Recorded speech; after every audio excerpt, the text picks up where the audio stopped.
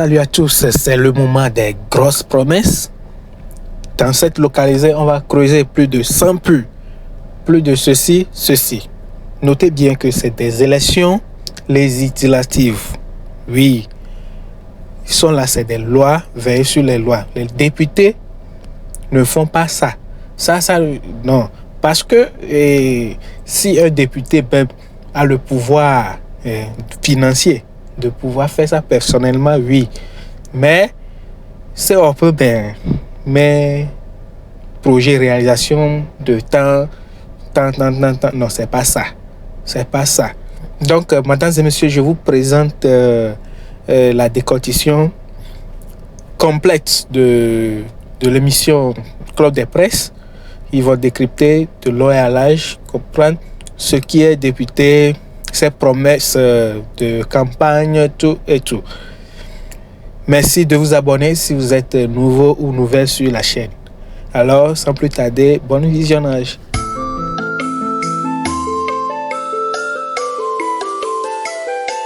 À sa famille également politique, qui est l'UFC, les condoléances également, parce que Jean-Claude, il faut reconnaître qu'il était à la CENI, il a donné le meilleur de lui-même. Et il est vrai que dans cette ISI, vous ne pourrez jamais avoir l'unanimité autour de vous. Vous voyez, donc, vous savez, sur cette terre, souvent même, quand une femme porte une grossesse de 2 mois ou 3 mois et la grossesse coule, on trouve toujours quelqu'un derrière, que cette personne-là qui est à l'origine de l'écoulement de cette grossesse. Donc, si vous ne voulez pas qu'on parle de vous... C'est aussi en Afrique. Justement, dans la vie, si vous ne voulez pas qu'on parle de vous, qu'on ne vous enfante pas. Donc là, on ne parle pas de vous. Donc, dès qu'on vous enfante, vous grandissez, et après vous mourrez, on trouvera toujours quelque chose à dire sur vous. Donc, c'est la vie. Donc, on ne peut rien faire. C'est vrai que d'autres seront d'accord de son parcours sur cette terre, d'autres ne seront pas aussi d'accord. Et puis, on ne peut jamais faire l'unanimité sur cette terre. Même quand vous prenez le parcours de Jésus, même sur cette terre, il faisait nourrir les gens de la manne, mais à un moment donné, c'est les mêmes qui l'ont lapidé jusqu'à le crucifier. Donc c'est pour vous dire que dans cette vie, ce qui est important pour nous, c'est que nous puissions faire un parcours un jour, pour ceux qui sont croyants comme moi, et puissent se dire que nous savons qu'il y a un autre royaume qui nous est réservé. Élections législatives et régionales, dont la campagne électorale a démarré il y a 2 jours. Donc oui, c'est une grande perte pour la CENI. Maintenant, il revient à son parti politique. Là maintenant, je ne sais pas si les députés ont encore des séances, parce qu'il faudrait désigner son successeur. Si c'est dans son camp politique, on le désignerait, mais puisqu'il avait été désigné à l'Assemblée nationale, donc il faut reprendre le processus pour pouvoir à son remplacement. Donc on ne sait pas si ça va être fait, si c'est nécessaire de le faire, ou si, bon voilà, puisque le processus est pratiquement vers son terme, on va devoir laisser ça. On va pleurer l'illustre disparu, le temps qu'on organise ses obsèques et tout ce qui entoure cela. Mais comme les uns les autres l'ont dit, nos condoléances les plus attristées à sa famille biologique, à sa famille politique et à tout le Togo. Disparu, et donc là, nous allons quitter le sujet rapidement pour nous intéresser à la campagne, puisque déjà dans vos dits, j'ai écouté chacun quand même prononcer la campagne électorale qui s'est ouverte depuis le samedi 13 avril dernier. Et donc, il y a beaucoup de comment appelle-t-on, des journaux quand même qui sont revenus alors sur le sujet. Bien sûr, il y a Nouvelle Opinion qui titre à ça une ce matin: législative et régionale, la campagne s'ouvre dans la paix et la sérénité. Et oui, nous avons fait le constat le samedi dernier. Déjà, il y a des partis politiques et aussi des candidats indépendants qui sont rentrés dans cette campagne, cette séduction même d'ailleurs de l'électorat. Et on sait, il y a le parti au pouvoir, l'UNI, qui a sillonné la capitale, les acteurs alors de la capitale, et a organisé une grande rencontre déjà sur le stade alors de Kédé. Il y a le parti ANC également a sillonné les rues de Lomé et la caravane a quitté d'abord le siège alors de l'ANC et a sillonné la ville de Lomé et est revenu également au siège de l'ANC. Il y a les FDR aussi de leur côté qui ont eu à sillonner la ville de Lomé pour cette campagne électorale. Uriel, nous pouvons dire en tout et pour tout que ça a bien démarré. Oui, ça a bien démarré au niveau des politiciens, ça a bien démarré. Tout le monde, comme tu l'as cité, tout le monde apparemment se sent à l'aise dans le mouvement, sauf les médias. Si je ne me trompe pas, tu n'as qu'un seul journal devant toi. Tout le monde travaille dans la rue, tout le monde est sur le terrain. Mais nous, on manque les moyens pour en parler. C'est un peu dommage. Sinon, il faut dire par rapport à cette période électorale quand même que cette fois-ci, c'est tout simplement beau. C'est beau parce qu'on voit toutes les couleurs sur le terrain. Même si on nous empêche de circuler, tous les partis politiques sont sur la route. Là où tu devrais passer, là, c'est la police qui t'oriente autrement. Mais comme c'est une période, comme pas tout autre, c'est 2 semaines, ça va passer. Et on patiente. Et j'ai depuis samedi quand même constaté une liberté d'expression politique, que ce soit sur le terrain, au niveau des médias, sur la TVT, où hier j'ai pris le temps d'écouter tous les candidats qui devraient passer, notamment le NET, le Parti Unir, l'ANC, l'UFC. Là, vraiment, il y a un changement. Il y a vraiment un changement. C'est quoi ce changement? Il n'y a pas de censure de propos. Il n'y en a pas. Quand je prends par exemple tout ce que l'ANC a prononcé comme propos de campagne, mais attends, c'est juste une attaque contre le régime au pouvoir. Ça veut dire qu'il n'y avait pas de code sur ces propos du début jusqu'à la fin. J'en ai suivi la DMP aussi le samedi et aussi Jean-Pierre Fabre était aussi en direct, enfin pas en direct mais avec son message le samedi. Tout à fait. Vous voyez, c'est cette liberté vraiment est une preuve que tout a changé comme je l'ai dit. Avant il y aurait des censures. On aurait pu dire au candidat, mais tiens, tu n'as pas donné des leçons à qui que ce soit, tu n'as pas fait ta campagne, tu n'as pas attaqué un autre parti, mais aujourd'hui, la liberté, à mon avis, est totale. Et sur le terrain, j'avoue quand même que j'ai aimé cette multitude de couleurs. J'ai aimé vraiment ces mouvements de va-et-vient. Les gens se croisent sans heurts. Chacun fait sa campagne avec toutes ses stratégies, avec ses moyens. On sent une cohésion sociale autour de cette campagne, c'est ce que vous voulez dire? Tout le monde a compris. Tout le monde a compris et cette compréhension, c'est en grande partie dû au travail des médias. Nous sommes là toujours pour sensibiliser, informer, éduquer, former. Et c'est ce que nous faisons tous les jours. On a invité les gens à la tolérance, à l'apaisement, au vivre ensemble. Aujourd'hui, c'est ce que nous constatons. Nous faisons ça, veut dire que nous faisons très bien notre travail. Le politicien, il peut avoir des initiatives, mais si Canal FM ne relaie pas, ça ne peut pas passer. Si Média Info n'en parle pas, si Togo Breaking News n'en parle pas, ça ne peut pas passer.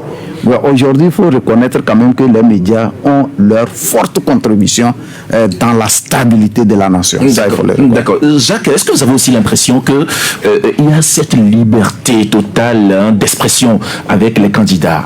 Bon, comme Uriel l'a dit, j'ai suivi également les messages des partis politiques sur la chaîne nationale, qui est la TVT. Mais je voudrais d'abord mentionner un point par rapport à la subvention des médias. Vous savez que depuis samedi, on a vu circuler sur les réseaux sociaux les modalités de répartition de la subvention de l'État à la presse privée pour la couverture médiatique des consultations électorales.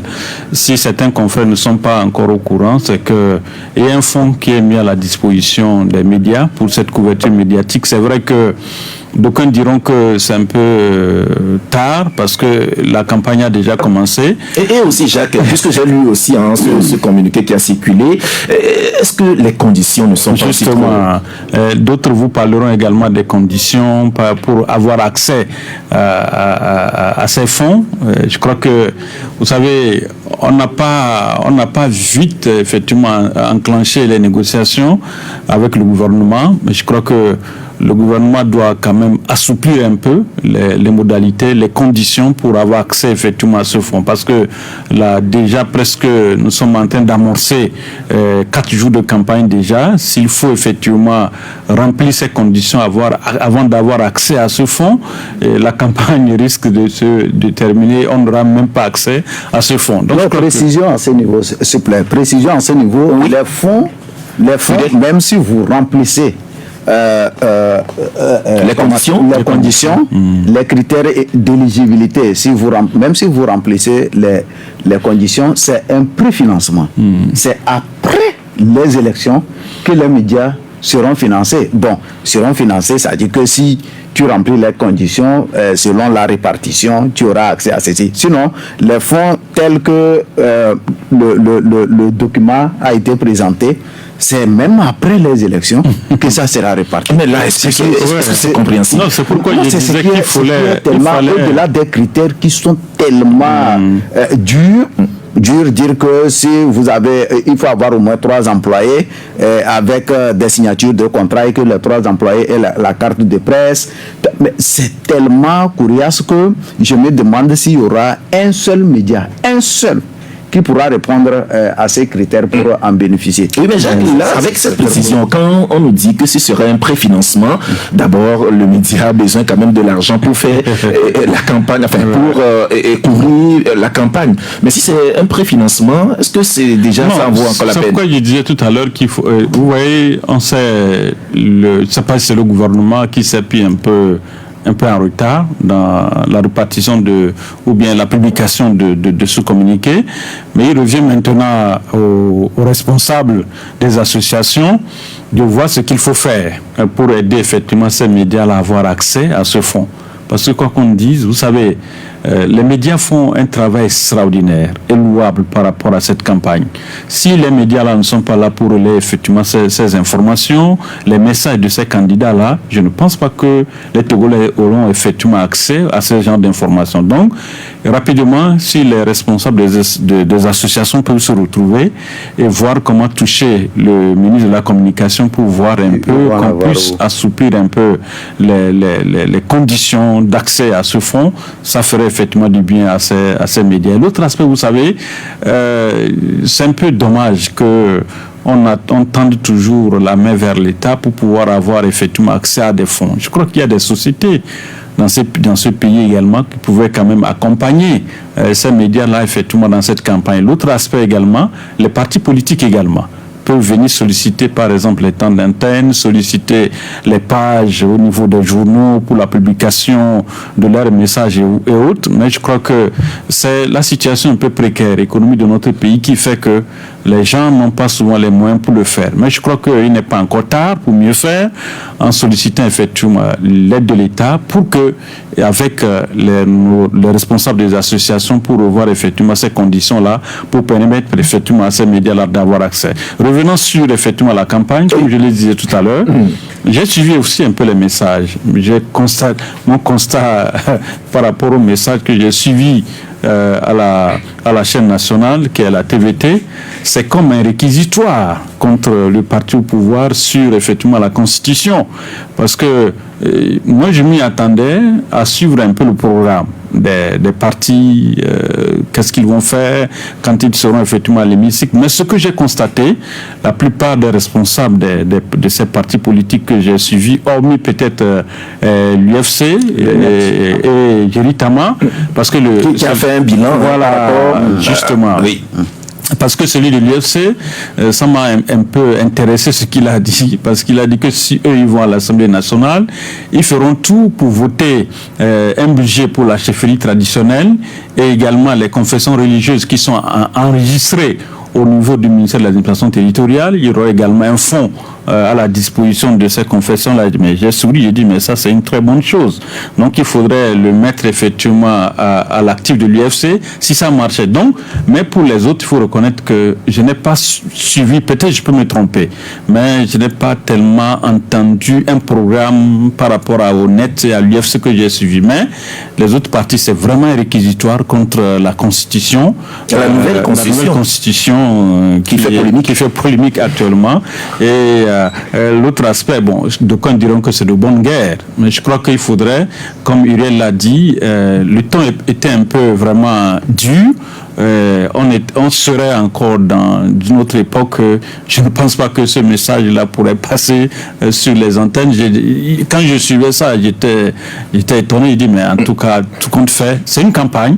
Il faut laisser les gens s'exprimer. Nous sommes en campagne et c'est ça la démocratie. Que chacun dise ce qu'il a dans le cœur et que c'est aux électeurs de faire leur choix. Moi, je crois que le fait que la HAC n'a pas effectivement censuré effectivement ces messages et que la TVT aussi n'a pas censuré ces messages, c'est déjà une bonne chose. Les gens se feront maintenant l'opinion de ce que les partis politiques là sont en train de présenter comme programme et bon, ça, chacun de faire son choix. Donc je crois que vraiment félicitations à la HAC pour ne pas avoir censuré ces messages et aux partis politiques, ce que je vais leur demander, que chacun continue son mode de sensibilisation, sa parole qu'il a pour le peuple, et c'est au peuple maintenant de savoir comment faire le choix pour élire effectivement ces députés qui vont nous représenter à l'Assemblée nationale. D'accord. Didier, c'est vrai que nous avons tous ensemble suivi ces messages. On a vu cette liberté auprès de ces candidats qui se sont exprimés. Finalement, on dirait quand même qu'il y a quelque chose qui a changé, c'est ça? Oui, de toute façon, on sera plutôt surpris si quelque chose n'a pas changé. Je pense que le Togo de 2024 ne devrait pas être le Togo d'il y a encore quelques années. Et la surprise aurait été que les messages, par exemple, de ces partis politiques-là soient sanctionnés comme de par le passé et que ça fasse un sujet supplémentaire. Déjà que le sujet sur la Constitution nous empoisonne la vie, que la censure des messages de ces regroupements et de partis politiques là soit également un autre sujet qui vienne empoisonner la campagne électorale et qui envenime la situation. Moi, je pense fondamentalement que comme les autorités ont l'habitude de le dire, il faut que le Togo progresse. Et si le Togo doit progresser, c'est pas seulement sur le plan économique et d'autres plans. Il faut que le Togo progresse ensemble dans tous les plans. Et sur tous les plans, autant pour moi. Et à partir de ce moment-là, moi, j'ai pas été surpris de constater que notre TVT qui a changé de peau, d'habillage depuis quelques mois, ait pu laisser passer naturellement ces messages-là sans vouloir recouper et tout ça, sauter des partis, et que c'est de bonne guerre. Le sujet sur la Constitution, ça reste aujourd'hui un autre sujet qui est venu se greffer même à la campagne électorale, et donc des gens naturellement en parlent, et ça se comprend. Vous avez des gens qui n'étaient pas à l'Assemblée nationale et qui cherchent les moyens d'y revenir, et contre des gens qui étaient déjà à l'Assemblée nationale et qui pourraient être considérés comme comptables du vote de la nouvelle Constitution. Ben voilà, les uns pourront faire le procès des autres et que les autres vont aller naturellement se défendre et tourner ailleurs. Et là, on pourrait également rappeler que je ne crois pas que c'est le seul passage. Il doit y avoir d'autres passages de ces partis politiques-là avant la fin de la campagne, et c'est naturel que les gens puissent commencer, chacun ait choisi sa stratégie de pouvoir naturellement captiver l'attention des citoyens. Et ce qui est peut-être un peu dommage, c'est que nos pays soient encore à cette étape où au lieu qu'on présente un programme de gouvernance, un programme naturel de société, on a toujours à chaque période électorale d'autres sujets qui viennent diluer le sens même de la campagne, à mon sens. Est-ce que c'est dilué ou bien distrait plutôt? Oui, diluer le sens de la campagne, ou plutôt distraire les uns les autres, parce qu'on nous met sur d'autres sujets plutôt qu'on puisse écouter par exemple le parti UNIR. Qu'est-ce que UNIR veut faire outre que ce qu'il est en train de faire maintenant? Comme le disent lors de la campagne. J'ai écouté quelques sorties durant le week-end, mais la plupart parlent de nous donner la majorité au chef de l'État, la Constitution. C'est juste les sujets comme ça. Et c'est la même chose au niveau des opposants également.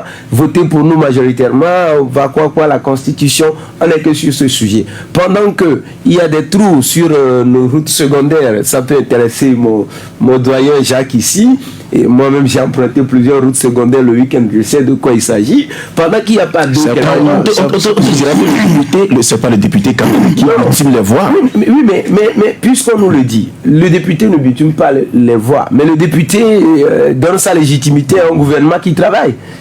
Je parle des partis politiques, je ne parle pas des députés, puisque pour le moment, c'est les partis qui prennent les devants des choses et qui parlent au nom de leur parti. Je ne vois pas encore des députés qui se prononcent individuellement. Pour le moment, je vois des chefs ou des dignitaires de partis politiques qui parlent et qui essayent de convaincre les gens. Donc à partir de ce moment, qu'est-ce que le parti pourra apporter une fois à l'Assemblée nationale pour changer le quotidien des Togolais sur des points aussi concrets que ça, l'électricité, l'eau, les routes, l'école, l'éducation, l'emploi des jeunes, la formation professionnelle et des sujets assez intéressants comme ça.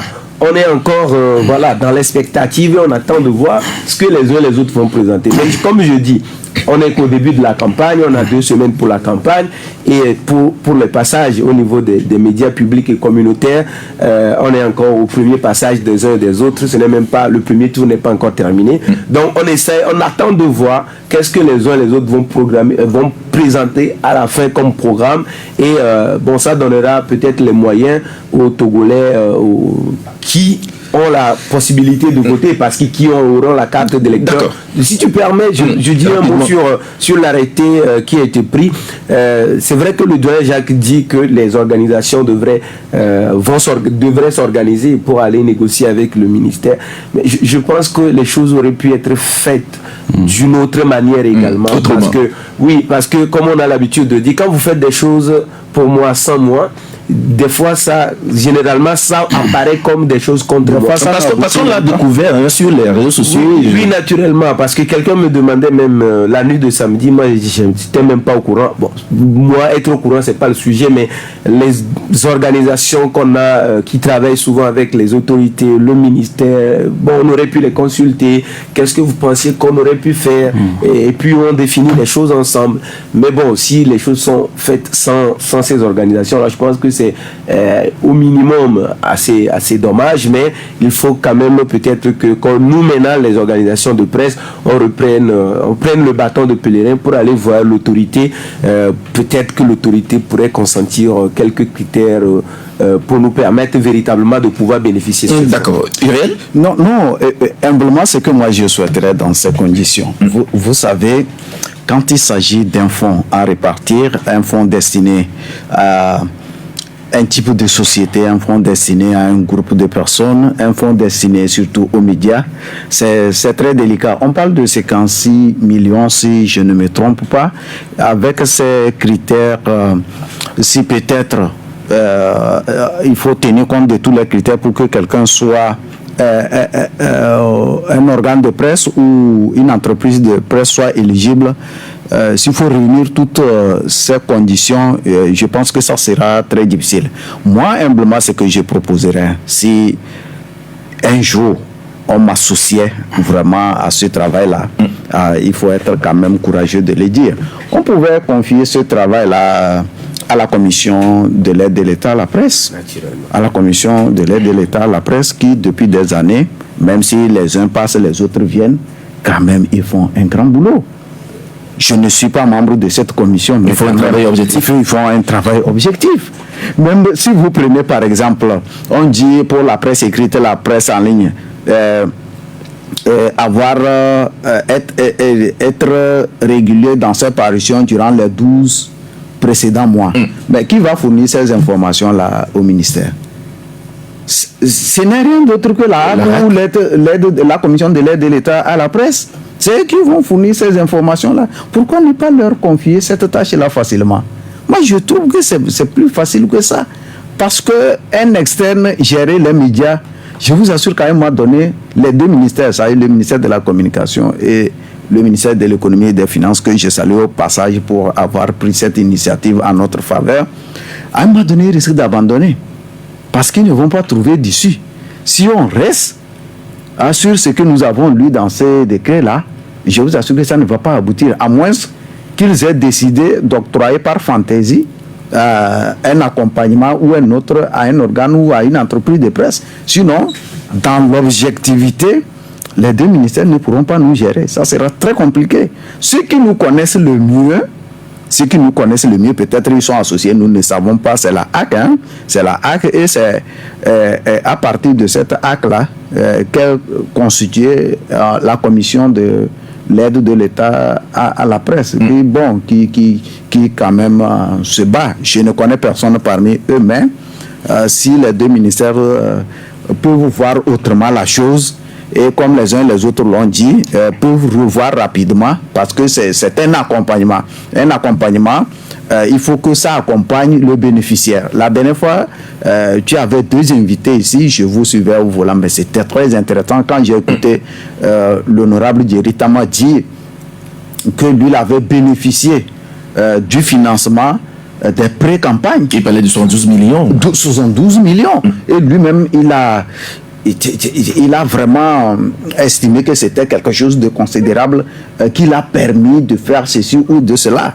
Bon, pourquoi ne pas apporter cette facilité à l'endroit des médias qui font aussi un travail? Aujourd'hui, si nous ne faisons pas notre travail, personne ne peut, même l'élection ne peut pas avoir lieu. Ayons le courage de le dire. Notre travail est un travail qui contribue énormément à sensibiliser la population sur le comportement à adopter. Et c'est de ces comportements qu'on obtient l'apaisement actuel, la stabilité actuelle, le calme actuel. Avec toutes ces valeurs qui vont nous conduire aux urnes le 29, et on sortira et on continuera à sensibiliser les électeurs sur ça dit que la façon dont, si tu dois contester, il y a une procédure et tout ça. C'est notre boulot. Pourquoi ne pas nous faciliter la tâche de cette façon? Jacques, c'est vrai que on parle alors des élections, les élections législatives et régionales du 29 avril prochain. On parle de ces élections, on les qualifie même d'ailleurs de grands enjeux. Et c'est ce qui fait même d'ailleurs que, dans les propos des candidats, on entend plus alors la question de la révision constitutionnelle. Les uns quand on écoute alors le parti au pouvoir, et on estime tout simplement que ce serait alors une grande réforme pour le Togo, et la classe de l'opposition elle plutôt qui dit non, niet, et ça se sent aussi dans le propos. Est-ce que vous arrivez à comprendre quand même que c'est vraiment un grand enjeu par rapport même d'ailleurs à cette révision constitutionnelle? Mais quand vous écoutez les uns les autres sur je parlais tout à l'heure des messages qu'on a suivis à la télévision. J'ai dit que pour certains partis politiques, c'est un réquisitoire contre le parti au pouvoir sur cette constitution. Et puis, c'est de bonne guerre. C'est-à-dire que les gens vont se servir effectivement de cette révision constitutionnelle comme un tremplin au niveau effectivement des populations, pour dire aux populations, parce que c'est pas moi qui le dis, vous écoutez les uns les autres sur les médias, les réseaux sociaux qui vous disent que non, c'est parce que le régime en place ne veut pas quitter le pouvoir et ils sont en train de passer par des chemins battus pour pouvoir encore changer la constitution. Donc, c'est des choses comme ça qu'on va présenter à la population et dire à la population, mais écoutez, ce que nous attendons de vous, c'est de pouvoir sanctionner ce régime pour qu'il ne puisse pas changer la constitution derrière nous. Et ça sera avec nous. J'ai suivi un leader d'un parti politique qui disait que non, que quand ils seront à l'Assemblée nationale, le premier projet de loi, c'est de vouloir encore retroquer cette constitution-là par rapport aux attentes des populations. Donc moi je dis, c'est de bonne guerre. Moi, je ne peux pas accuser qui que ce soit. Et là, ce n'est pas le pouvoir même qui a offert un sujet de campagne à son opposition. Oui, vous savez, en politique, je suis d'accord avec vous. Ça on peut pas nier, parce que on était là un matin et puis on nous a dit non, que certains députés ont fait une proposition pour changer la Constitution.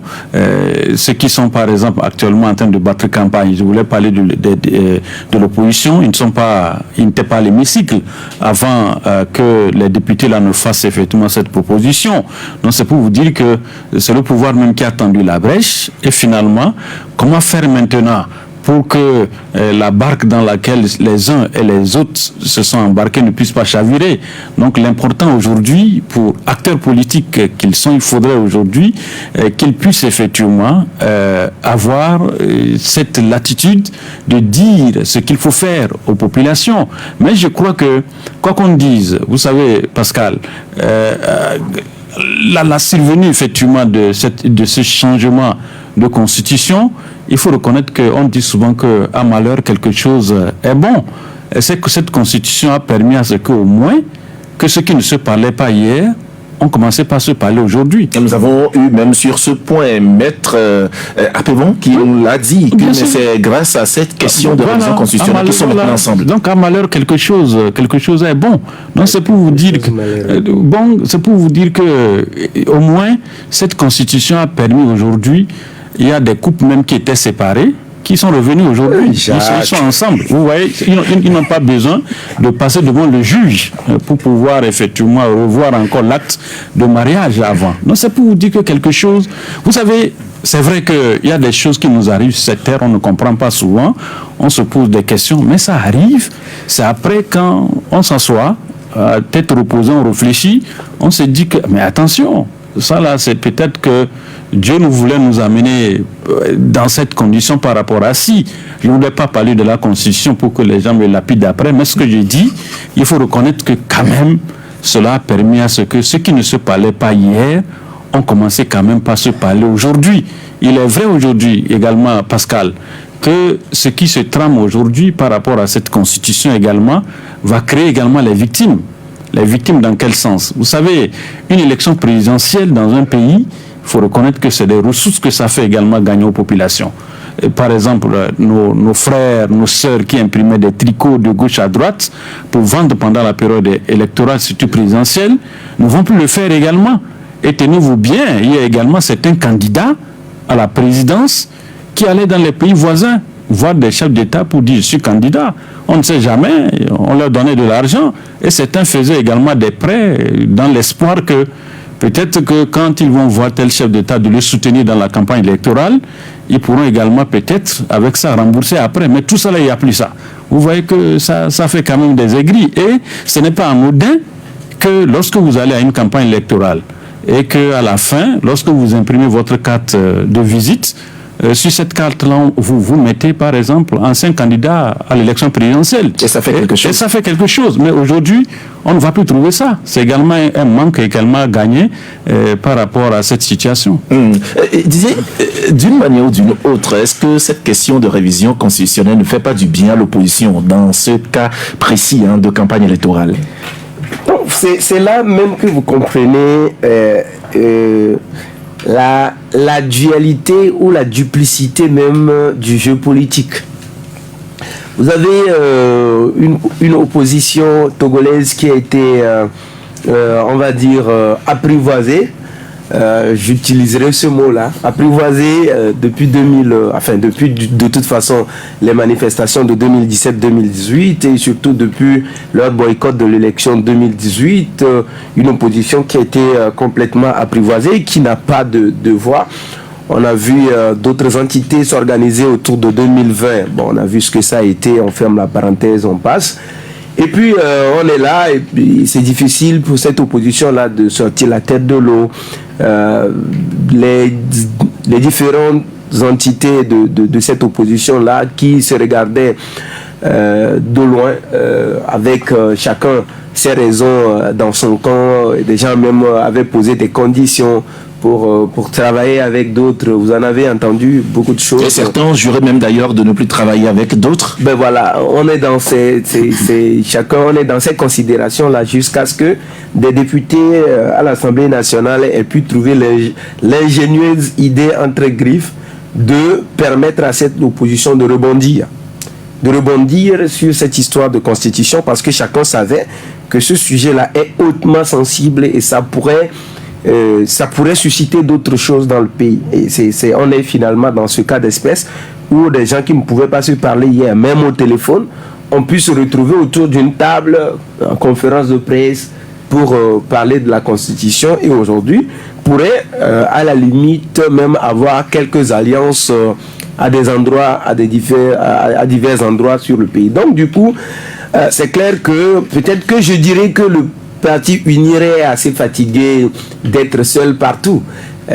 Et d'être seul partout avec lui-même, ses indépendants et quelques acolytes, d'être seul à l'Assemblée, d'être seul partout sur le territoire, et veut avoir naturellement une vraie opposition, enfin du moins quelques figures d'opposition qui le dérangent un peu, peut-être pour le pousser dans ses limites pour travailler encore plus qu'il ne le fait maintenant. Donc oui, la politique a ses raisons que la raison naturelle ne pourrait pas avoir. Je ne vais pas reprendre l'exemple du ministre conseiller spécial du chef de l'État qui dit que la politique c'est pas à l'église, c'est pas comme l'église pour les enfants de cœur. Voilà. À l'église où le prêtre te montrera le vin et le pain comme étant le corps et le sang du Christ, et tu vas croire. Je parle du ministre Pascal Bozola, il a dit publiquement conseiller politique, du chef de l'État. Donc du coup, aujourd'hui, on retrouve des leaders de l'opposition qui retrouvent un peu de la voix, qui donnent de la voix, qu'on écoute, qui sont même sollicités sur des médias internationaux et qui essayent de parler pour être encore écoutés. Et donc, on commence par voir leur campagne, on voit un peu de mobilisation, même s'ils n'ont pas pu manifester dernièrement contre la Constitution. Donc du coup, c'est quelque chose que ce sujet-là, cette question de la Constitution leur a apporté. D'accord. Uriel, on n'a pas besoin aujourd'hui de proposer des sujets pertinents à l'électorat, c'est-à-dire quand on va vers l'électorat, de savoir exactement ce dont cet électorat a besoin pour lui proposer même d'ailleurs des solutions, ou du moins c'est lui faire des propositions quand même qui pourront aller dans son avantage. Non, vous savez, les acteurs politiques togolais s'affrontent tellement qu'ils ignorent l'essentiel.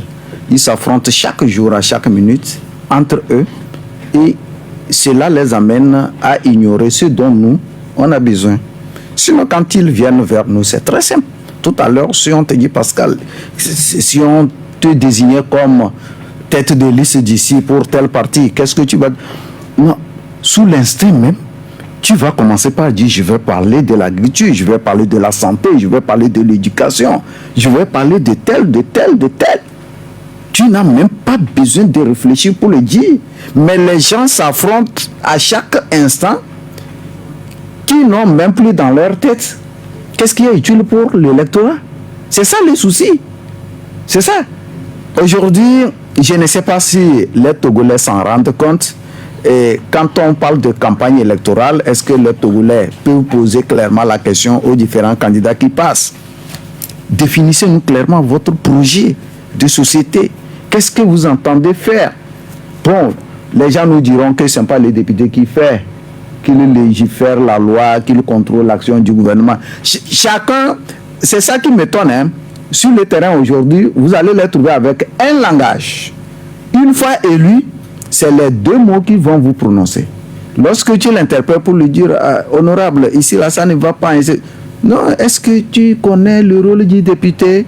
Les députés, ils légifèrent la loi, ils contrôlent l'action du gouvernement. C'est ça. Journaliste, si tu ne connais pas le rôle du député, mais aujourd'hui sur le terrain, c'est pas ça. Ils vont vous dire que non, on va vous amener les forages. C'est des promesses électorales. Attention, on ne joue pas avec... Et il y a des mal avec Dieu. Il ne faut pas promettre. Il ne faut pas faire des promesses. Ce n'est pas des promesses. On a dépassé ça. Même ma vieille qui est au village aujourd'hui, si tu vas là-bas, tu veux la benne. Elle va te dire la vérité. Toi-même, tu vas baisser la tête et tu vas reprendre le chemin. Ce n'est pas ça. On a dépassé certaines périodes, quoi. Les gens, comme je le dis, je reviens là-dessus, les gens vraiment sont toujours en perpétuel conflit et ils oublient le nécessaire. Moi, si un candidat vient vers moi aujourd'hui Pascal, qu'est-ce qu'il va me dire? Si ce n'est pas que en tant que citoyen, avec ma conscience, je vais accorder ma voix à quelqu'un pour que ça donne quelque chose. Qu'est-ce que le candidat là va me dire? Du moment où chez moi-même dans mon village, sur 3 km seulement, la piste est inaccessible, où aucun camion ne peut monter pour réaliser le forage, depuis que le monde existe. À l'heure où nous parlons, avec l'existence d'un ministère du désenclavement et des pistes rurales. Ça aussi, vous voulez qu'on cache? Non, ce n'est pas bien. Ce n'est pas du tout bien. Ce que je vous dis, c'est dans la BINA. Ce n'est pas du tout bien. Qu'est-ce que vous développez maintenant comme projet de développement? Soyez réaliste. Le député va me dire que non, ce n'est pas son rôle. Ce n'est pas ton rôle, c'est le rôle de qui? Tu ne fais pas des propositions. Bon, pourquoi maintenant tu es député, tu prends salaire, tu prends carburant, tu bénéficies de quoi? L'immunité parlementaire. C'est comme ça. Oui, l'immunité parlementaire. Voilà. Donc tout ça là, quel est son rôle? Ou bien c'est aller rester de 14h jusqu'à 1h pour voter une loi? Non, vous êtes là les représentants du peuple. C'est même la raison pour laquelle aujourd'hui ils ont leur légitimité à continuer. C'est la raison pour laquelle le référendum peut être battu en brèche pour donner la légitimité au peuple. C'est parce qu'ils sont nos représentants qui sont légitimes aujourd'hui, malgré que leur mandat est pris fin depuis décembre. Donc il ne faut pas qu'on nous dise à chaque fois, nous-mêmes on peut décider de changer le rôle du député. Ce n'est pas figé. On peut changer, on peut demander par référendum de changer le rôle du député. On change le rôle du député. Celui qui est prêt, il va. Celui qui n'est pas prêt, il reste dans son coin comme nous sommes ici. Je pense que c'est cela. D'accord. Jacques, est-ce que la population aussi ne joue pas un peu le jeu de ces hommes politiques quand déjà avec l'achat de conscience, on peut facilement acheter alors le vote alors d'un individu, enfin d'un électeur? Non, vous savez, le vrai problème c'est quoi? Le vrai problème c'est que on ne nous a pas enseigné ici au Togo de considérer la valeur des projets, des programmes, des candidats.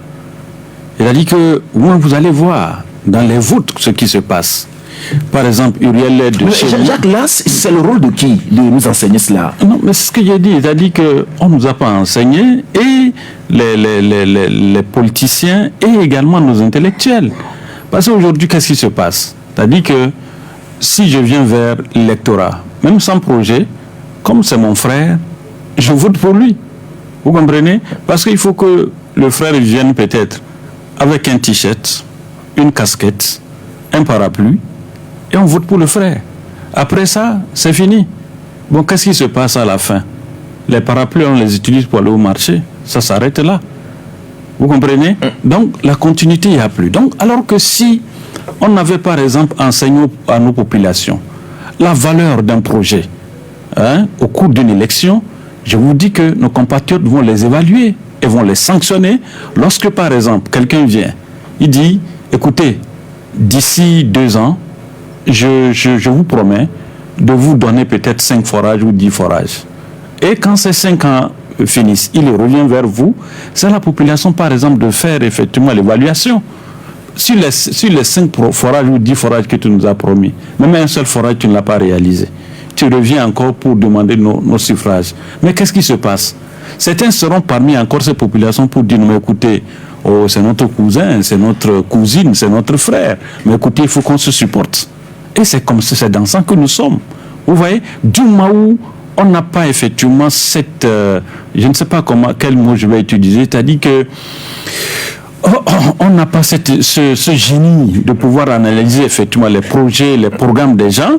On vote selon peut-être la physionomie de celui qui est devant nous. Et selon nos humeurs. Justement, c'est ce qui se passe. Vous voyez, je vous dis que quand vous allez voir la plupart des candidats là qui sillonnent par exemple les contrées, les hameaux les plus reculés pour solliciter le suffrage de nos populations, il n'y a aucun projet. Les gens n'ont pas de projet. Certains iront vous dire, mais écoutez, nous quand on était là, on a fait ci, on a fait ça. Bon, quand on n'était pas là, comme on veut venir maintenant, comme il y a ci, nous on va s'opposer à ça. Et c'est à ça que nous allons assister. Donc, il faudrait à un moment donné qu'on puisse effectivement donner de la valeur aux populations vers lesquelles nous allons.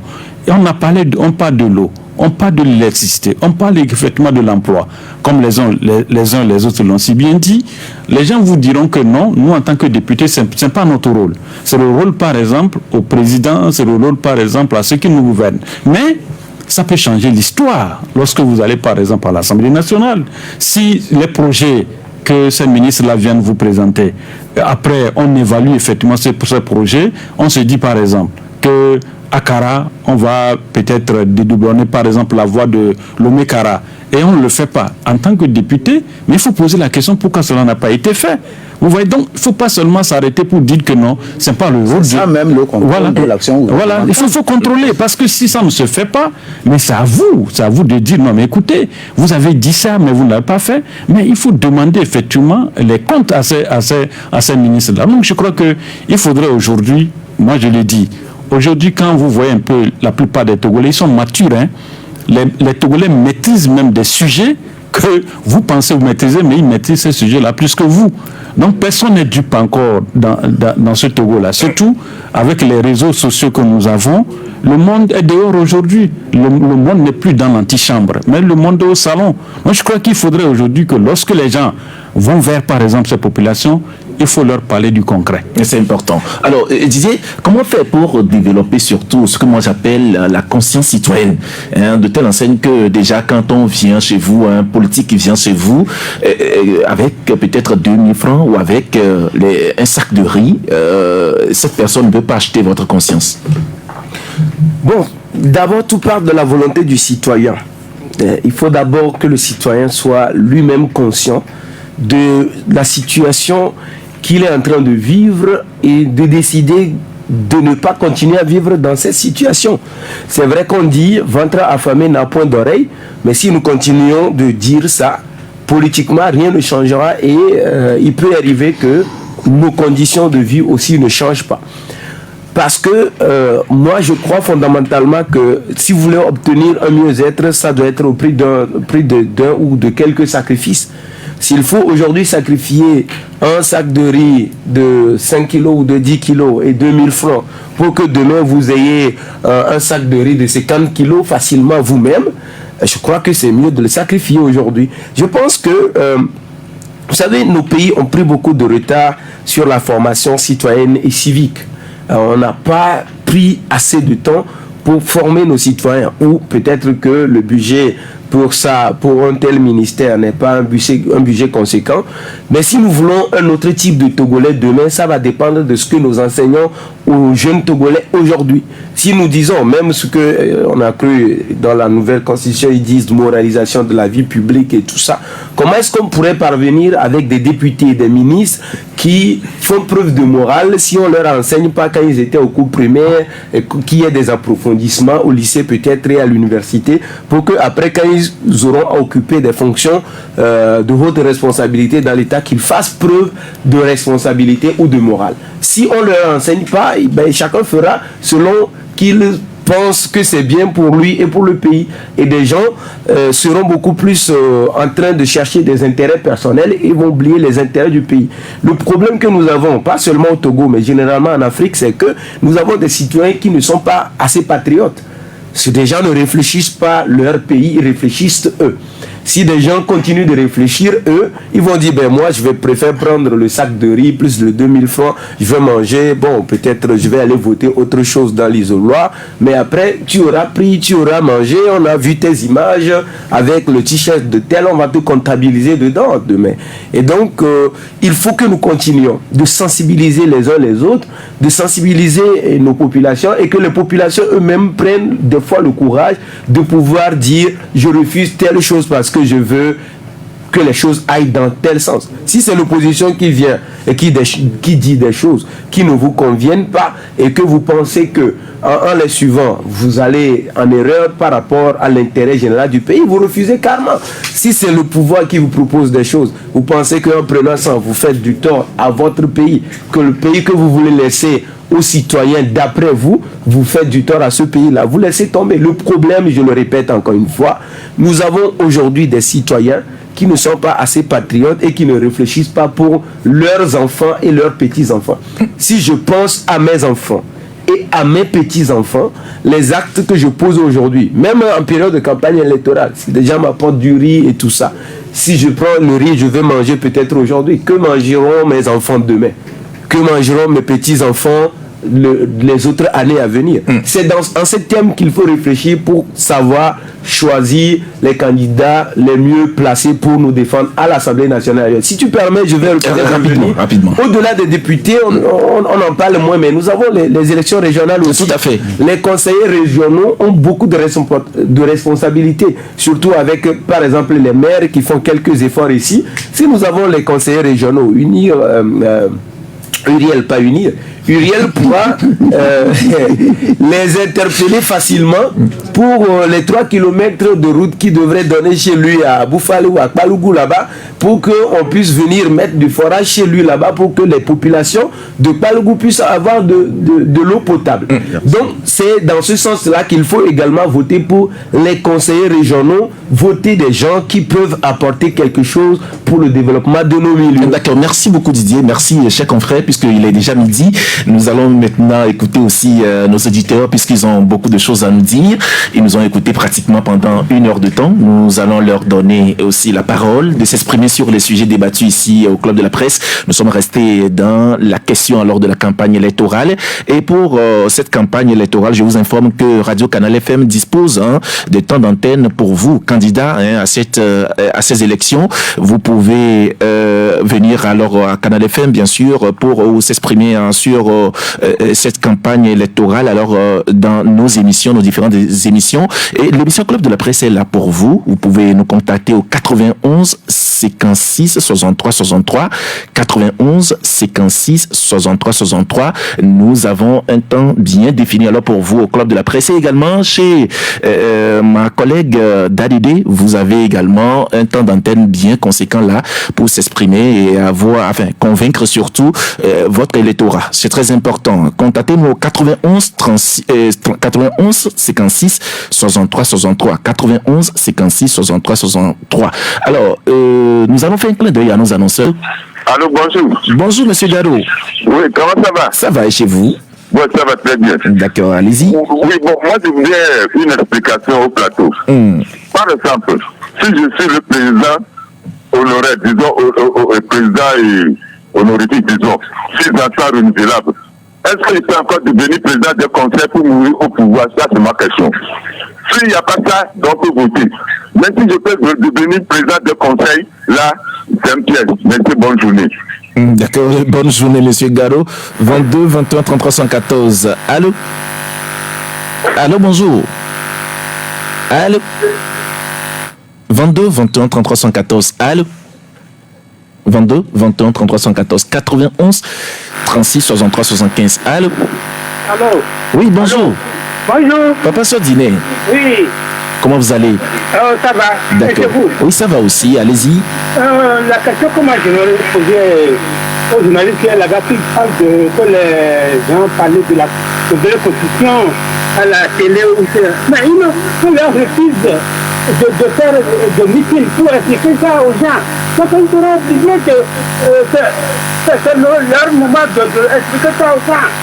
Donc si les gens parlent de la nouvelle constitution dans leur programme, moi je crois que c'est normal. Bonne journée.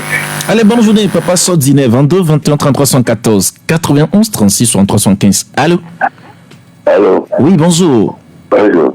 Oui, le nom c'est Nyamavo. Voilà, allez-y. Salut le plateau, je vous félicite. Merci beaucoup, merci. Allez-y. Vous avez tout dit, hein. Là, nous allons ajouter. Est-ce que quelqu'un vient de le dire? Unir, c'est de donner la tâche à l'opposition. C'est de bonnes gars. J'ai suivi VSV, Savoir des Sambons, ce matin, mais qui disait que est-ce que vous allez accepter que ceux qui ont des bœufs, qui débattent au champ, et ils ne font pas procès au bouvier, et ces bœufs-là même rentrent dans vos cuisines pour fouiller dans vos casseroles, vous allez encore donner la voix pour rester à la Assemblée nationale.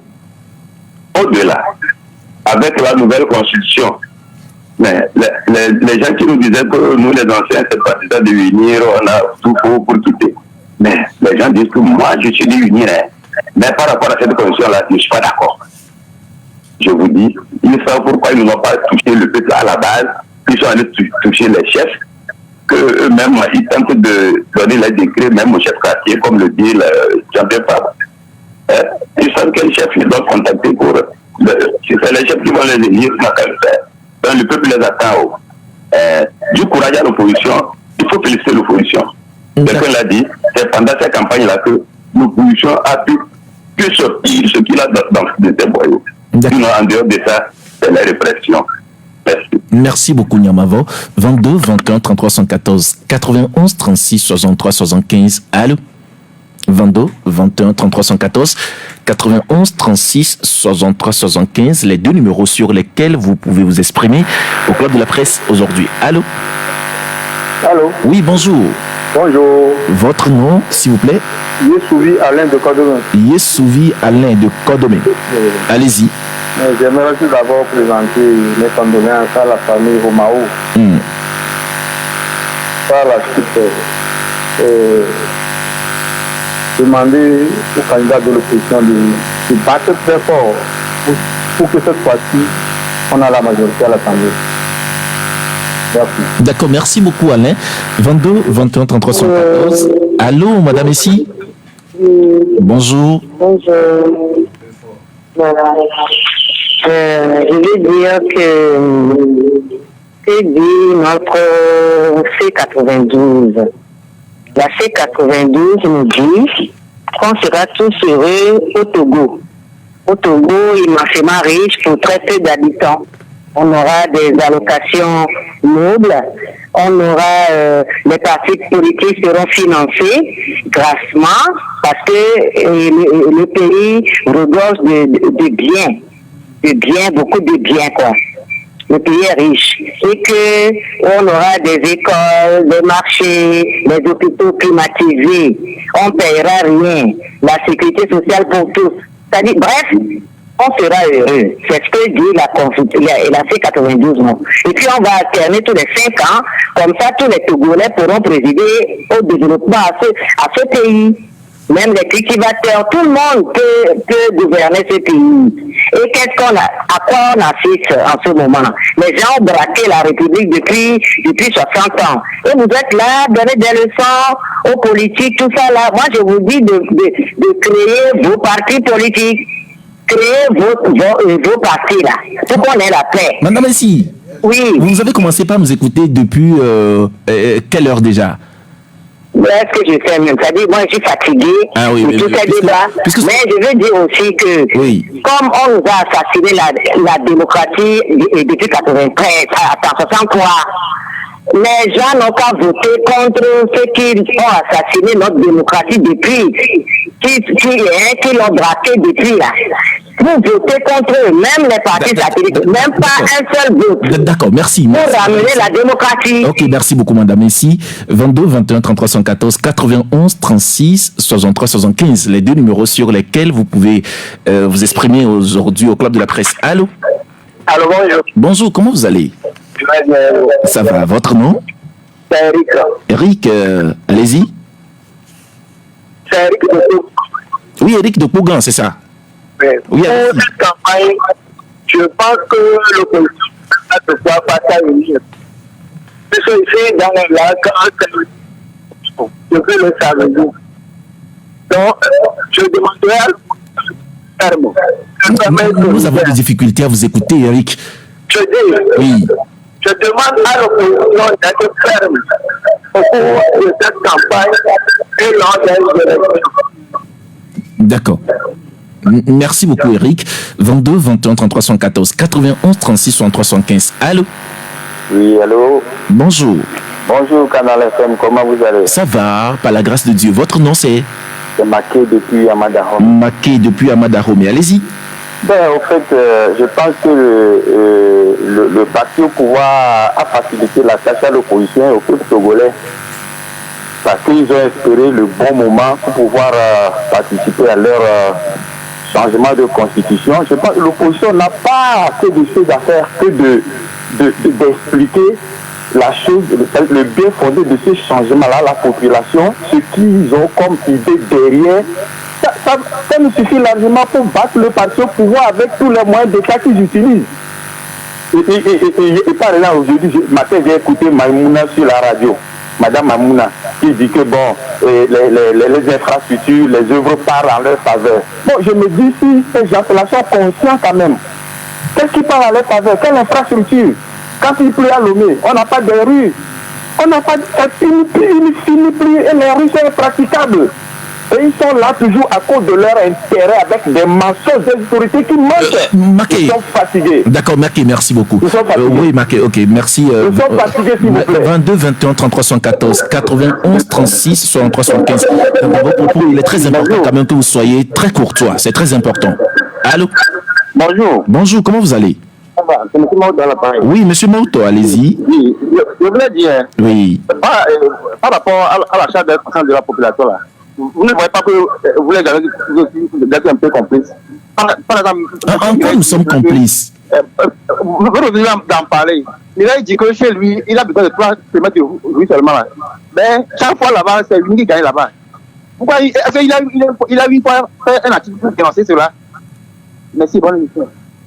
Monsieur Bonto, 22 21 33 114, je n'ai pas compris ce que vous voulez dire. 22 21 33 114 91 36 63 75. Quand vous nous appelez, je vous demanderai d'être courtois, courtois dans vos propos, c'est très important. Allô? Allô, bonjour. Allô?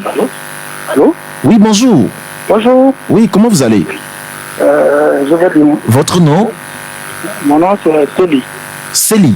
Oui. Célie, vous nous appelez de quel quartier? Je vous appelle de Forever. Forever, allez-y. Oui, comme quelqu'un vient de le dire, je veux dire que les journalistes fonctionnent comme les opposants. Ils ne cherchent pas des articles pour pouvoir traiter le sujet. Mais quand le sujet est là, ça bouge. Et concernant l'élection qui vient, vous voyez ce que vous dites. Célie. Est-ce que... Allô, Célie. Allô, Célie. Oui, pardon. Non, excusez-moi. Quand les autres parlent, vous dites que c'est leur opinion. Oui, non, est-ce que vous ne voulez pas que les autres parlent de leur opinion? Non, je dis, est-ce que vous nous suivez toujours dans le club de la presse? Oui. Vous nous suivez toujours? Oui. Si vous nous suivez, vous saurez quand même que nous débattons des sujets des journalistes et qui dénoncent un certain nombre de choses dans la société, bien sûr. Oui, moi je suis un grand leader de journaux. Par exemple, à Ferdinand était mon enfant. Et comment vous l'appelez? Bon, donc, je voudrais dire, c'est vous qui avez dit dans ce pays que les gens font des promesses et ne réalisent pas. Si ils vont dire, nous allons faire des kilomètres de vous, tout ça là, et qu'ils n'arrivent pas à tenir une promesse, vous allez dire qu'ils ont fait des promesses démagogiques. C'est vous qui avez dit dans ce pays que des gens ont dit qu'ils ne iront pas à l'élection, et en fin de compte, ils sont allés. Et après, les gens ont boycotté, vous dites que pourquoi ils ont boycotté? Vous êtes où? Bon, je vais parler aux journalistes. D'accord, merci beaucoup Célie. Oui, merci beaucoup Célie. Célie, merci beaucoup. Concrètement, je ne sais pas trop ce que Célie veut dire. Allô? Allô, bonjour. 22 21 33 114 91 36 63 75. Allô? Oui, bonjour, cher ami. Bonjour, comment vous allez? Oui, je vais bien chez vous. Ça va aussi. Votre nom c'est? Benoît Dagoué. Benoît Dagoué. Benoît, allez-y. Moi, j'aimerais vous dire, le rôle d'un député dans comment on dit comment? Dans un régime parlementaire est-il même chose dans un régime présidentiel? Parce que c'est les députés. En votant les députés, nous votons immédiatement un président, si je peux dire. Essayez de nous éclairer. Quand vous amenez le rôle d'un député d'un régime présidentiel comme dans un régime parlementaire, je pense que c'est pour, s'il vous plaît, c'est mon point de vue. Si le député va élire le président, alors le parti, si je ne suis pas d'accord pour le parti, je sanctionne. On englobe tout. Essayez de nous éclaircir au lieu de nous amener le rôle d'un président. Régime présidentiel, le régime parlementaire. Les opposants et les campagnes qui sont pas là. Ils n'ont pas de programme. L'UNIM n'a pas le droit de nous faire des promesses. Ils ont fait tellement de fois échanger. Bonne journée. Merci beaucoup. Bonne journée à toi, Benoît. Après Benoît, allô? Oui, alors bonjour. Bonjour, comment vous allez? Je vais bien, c'est Tonton V. Tonton V, vous nous appelez de quel quartier? Clécamé. Clécamé, allez-y, Tonton V. Oui, je voudrais juste évoquer un point. La politique est comme un jeu. Lorsque votre adversaire fait des erreurs, soit en défense... Oui, mon cher Tonton V. Oui. Excusez-moi, parlez un peu plus fort. Oui, je dis que la politique est comme un jeu de football. Lorsque votre adversaire commet des erreurs, soit à l'arrière, vous lui marquez des buts. Donc, si aujourd'hui, le parti ira poser un acte par rapport à la nouvelle constitution, l'opposition peut saisir cela et lui mettre des buts. C'est-à-dire faire la campagne uniquement que pour cela, sans présenter un programme fixe et honnête. Donc, ils ont fait 4 erreurs, si vous le permettez, 4 erreurs politiques. Ils ont eu 5 ans pour pouvoir modifier la Constitution, ils n'ont pas fait. Ils n'ont pas communiqué avec le peuple, c'est une erreur politique, surtout nos députés sortants.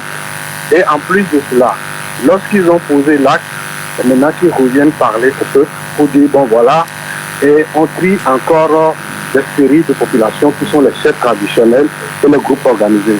Ça, ce sont des erreurs politiques. Donc, j'encourage l'opposition à mettre l'accent sur ces 4 erreurs politiques du parti au pouvoir pour leur marquer des buts et rappeler les pièges. Merci. Merci beaucoup, Tonton V. Je pense que nous allons recevoir le dernier auditeur pour le compte de cette émission.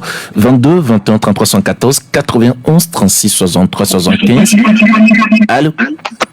Allô? Oui, bonjour. Bonjour. Le nom c'est? Hakim. Hakim, vous nous appelez de quel quartier? Oui, bon, voilà. Hakim, de toutes les manières, il faudrait que... Oui, Hakim, vous nous appelez de quel quartier? Nous sachions que nous sommes dans un jeu politique. Et si UNI veut gagner, UNI va gagner. Ils mettront tous les moyens à leur disposition pour pouvoir gagner. Même déplaise à ceux qui sont là et qui racontent leur envie.